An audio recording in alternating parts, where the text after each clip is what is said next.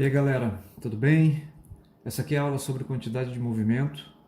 Essa é uma grandeza bastante importante em física porque existe um princípio de conservação para ela. Assim como a energia se conserva nos sistemas, existe uma regra também para a quantidade de movimento. Ou seja, calculada a quantidade de movimento inicial de um sistema isolado, essa quantidade vai ser igual à quantidade de movimento final do sistema. Assim eu consigo calcular velocidade, massa, a trajetória dos objetos depois de uma explosão, depois de uma colisão. Então essa primeira aula é só para te apresentar o que significa e como fazer a conta, e a gente vai identificar elas em alguns sistemas e alguns exercícios bem simples. Então vamos lá. E aqui tem um ponto interessante logo de começo, porque é o seguinte: quando a gente está falando em movimento, a gente está falando de um evento. É algo que aconteceu no espaço e no tempo. Não é uma coisa muito comum você associar um número a um evento, uma noção de quantidade, certo? Mas se a gente apelar para dois filósofos importantes, eles vão nos dar uma ideia intuitiva do que é calcular quantidade de movimento de um corpo. Então a ideia para medir uma quantidade de movimento é mais ou menos combinar a massa e a velocidade dos objetos. Porque a ideia é a seguinte: se você pegar uma bola de boliche e arremessar com uma velocidade v aqui contra uma janela, por exemplo, certo? E também arremessar uma bola de tênis com a mesma velocidade v contra a janela, acho que você está ligado que quem vai atravessar essa janela aqui é a bola de boliche. Por quê? Porque é por causa da massa. A bola de boliche possui uma quantidade de movimento maior do que a bola de tênis, porque a bola de tênis vai bater aqui na janela e vai espirrar para um outro lado aqui, certo? Vai espirrar para algum outro lugar.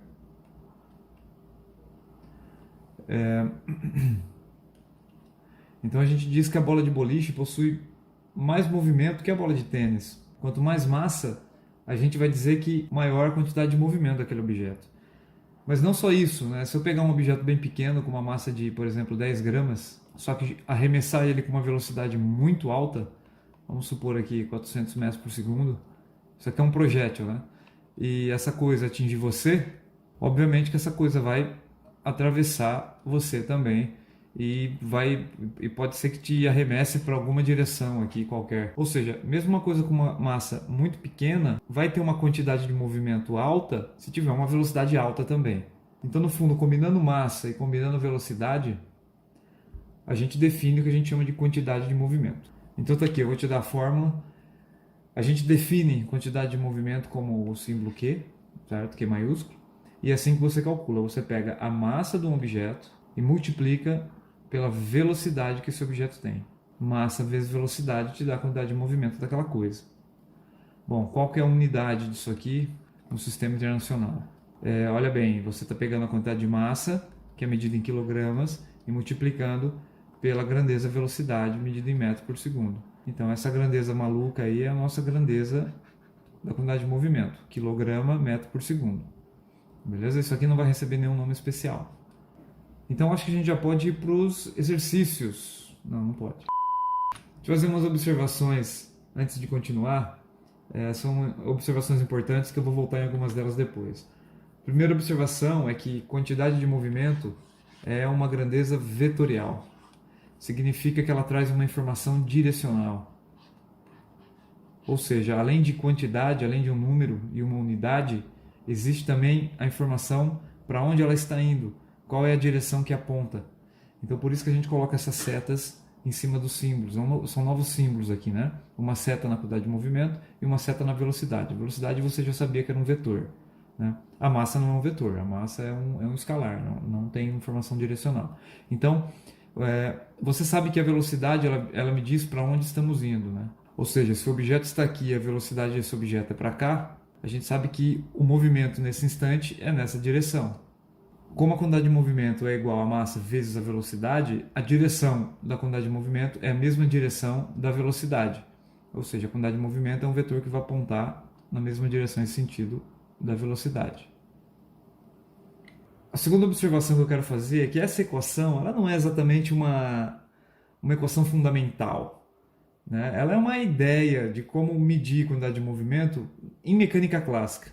Se você for trabalhar fenômenos como, por exemplo, a luz, essa equação já não tem mais validade. Apesar da luz possuir quantidade de movimento, a luz não possui massa. Então, para calcular a quantidade de movimento da luz, a gente usa outras análises. E terceiro, nos cursos superiores, o termo utilizado para esta coisa chamada quantidade de movimento é momento.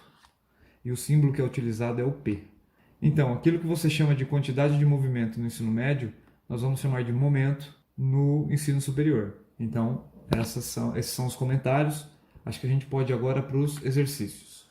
Exercício número 1. Quem possui maior quantidade de movimento? O Gilberto, de massa 70 kg, correndo de sunga com velocidade de 5 metros por segundo, ou o Fernando, de massa 105 kg, escorregando no barranco com velocidade de 3,4 metros por segundo. Quem é que faz esses textos, cara? Então vamos lá, eu quero calcular a quantidade de movimento do Gilberto primeiro. A quantidade de movimento do Gilberto é a massa do Gilberto vezes a velocidade que o Gilberto possui. Tá, então, fazendo a conta, eu tenho 70 kg para o Gilberto vezes a velocidade do Gilberto, 5 metros por segundo. E se eu fizer essa conta, eu vou ter 350 kg/metro por segundo. Esse aqui é o Gilberto de sunga. Aqui está o solo e ele está correndo. Tá, beleza. É isso aí. Fernando. A quantidade de movimento do Fernando vai ser igual à massa do Fernando vezes a velocidade do Fernando, que é igual... Cadê a massa do Fernando? 105 kg vezes 3,4 metros por segundo, 357 kg/metro por segundo. Então, aqui está o Fernando.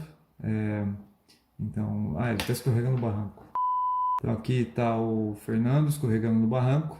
E se você comparar a quantidade de movimento que ambos possuem, está aqui, certo? Então, obviamente, o Fernando possui maior quantidade de movimento. Tá aí. Então, tá aí só esse exercício só para fazer a conta, para você ter uma ideia da ordem de grandeza dos números, né? Exercício 2. Esse aqui já fica interessante porque tem algumas coisas para a gente considerar. Duas bolas de futebol são chutadas uma em direção à outra.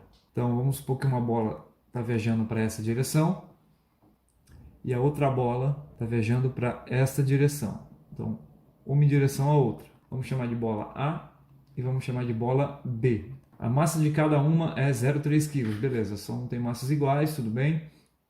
E as suas velocidades são 20 metros por segundo para a bola que viaja para a direita, então quem está viajando para a direita é esse cara aqui, então a velocidade de 20 metros por segundo, beleza? E 15 metros por segundo para aquela que está viajando para a esquerda, então 15 metros por segundo. Você tem que lembrar de uma coisa, ó, que em cima de uma linha, a maneira que a gente tem de identificar a direção dos objetos é colocando um sinal mais ou um sinal menos. Lembrando que o sinal mais é a favor da trajetória e o sinal menos é contrário à trajetória. E qual é a direção da nossa trajetória? A gente costuma colocar positivo para a direita, nossa trajetória aumentando para a direita. Então, a bola A caminha para a direita, sinal positivo para ela, para a velocidade dela, enquanto a bola A caminha para a esquerda, sinal negativo para ela. Tá? Então, esses sinais aqui são importantes, porque a quantidade de movimento possui um caráter vetorial. A direção importa. E qual é a pergunta, né? Qual é a quantidade de movimento total das duas bolas? O que ele está dizendo aqui é para você considerar como sistema as duas bolas. Então eu vou delimitar o meu sistema como sendo a bola A mais a bola B. Isso aqui é o meu sistema. Tudo que não for bola A e bola B é externo ao meu sistema. Não faz parte do meu sistema. Então, no fundo, eu quero a quantidade de movimento total do meu sistema. E o meu sistema é composto de uma bola A, então você vai calcular a quantidade de movimento da bola A, e de uma bola B. Você vai somar a quantidade de movimento da bola B. Então, a quantidade de movimento total para a bola A, você vai ter a massa, que é 0,3 vezes a velocidade 20, mais a bola B, que é a massa, vezes a velocidade de menos 15. Então vamos lá. Fazendo essa conta aqui eu tenho 6. Fazendo essa conta aqui eu tenho menos 4,5. Ou seja, a quantidade de movimento total do meu sistema, que é composto por bola A e bola B, é igual a 1,5 kg/metro por segundo. Então, recapitulando, é muito importante você considerar o sinal da velocidade nos movimentos. E essa é a principal fonte de erro dos exercícios, hein? Toma cuidado. Vamos para o próximo, vamos fazer mais um aqui. Um objeto de massa meio quilo é arremessado com velocidade de 10 metros por segundo contra uma mola. Olha que apareceu uma mola aqui. Após pressionar a mola e ser impulsionado de volta, metade da energia inicial é dissipada. Putz, cara, e agora, hein? Então calcule a quantidade de movimento inicial, a quantidade de movimento final e a variação da quantidade de movimento. Bom, eu vou desenhar esta coisa agora. Bom, vou ter que desenhar. Vamos pegar aqui o solo e um objeto qualquer. Vamos colocar um objeto qualquer aqui. Ele vem vindo de encontro a uma mola, a velocidade dele é 10 metros por segundo. E aí você tem que colocar um sinal, positivo ou negativo. Eu vou orientar o meu movimento positivo para a direita. Essa é a minha orientação positiva. Então, essa velocidade é positiva. Tá, ele vai colidir com uma mola. Então, vamos supor que existe uma parede mais aqui na frente. Existe aqui uma parede. E tem uma mola aqui. Essa mola, ela está na posição de equilíbrio dela, bonitinho. Ela não tem energia nenhuma armazenada. A única energia inicial desse sistema é a energia de movimento do bloco. Bom, então o objeto ele vai comprimir a mola e depois de comprimir a mola ele é arremessado de volta.